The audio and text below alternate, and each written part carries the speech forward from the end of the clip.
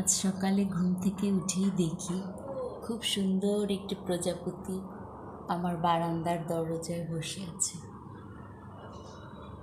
হেমন্তের মিষ্টি রোদ মাখানো কেমন মন গলানো নরম রোদে প্রজাপতিটা বসে আছে।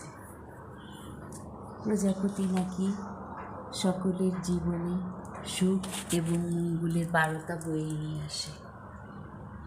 জানি না প্রজাপতিটা আজ সকালবেলায় আমার জীবনে কী মঙ্গল বার্তা বয়ে আনতে চলেছে।